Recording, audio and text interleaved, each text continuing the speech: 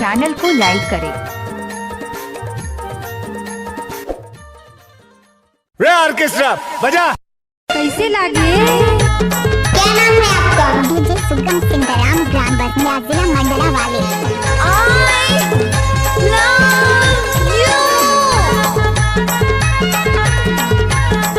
नाम तो सुनाई। डीजे सुगम सिंगराम। अब आएगा असली मजा। तोर बहनी भाभी तोर बहनी देखे पलट के तोर बहनी। तोर बहनी भाभी तोर बहनी देखे पलट के तोर बहनी। तोर बहनी भाभी तोर बहनी। तोर बहनी भाभी तोर बहनी। तोर बहनी भाभी तोर बहनी हाय तोर बहनी हाय। तोर भाई जीजा तोर भाई देखे जरो काली तोर भाई। तोर भाई जीजा तोर भाई देखे जरो काली तोर भाई।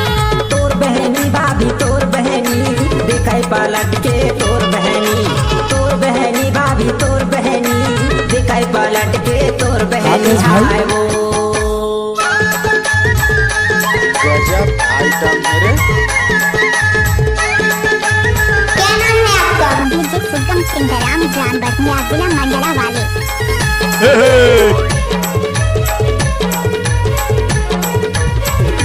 चांदी के मुंदरी चांदर लागी जाए वो चांदर लागी जाए। चांदी के मुंदरी चांदर लागी जाए वो चांदर लागी जाए। कुआं पानी का जजा नजर लागी जाए वो तोर बहनी। कुआं पानी का जजा नजर लागी जाए वो तोर बहनी।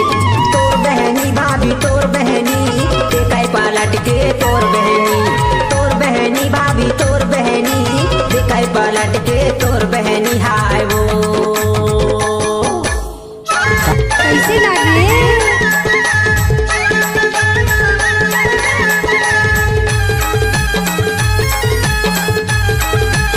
डीजे सुगम सिंगराम एक्सक्लूसिव।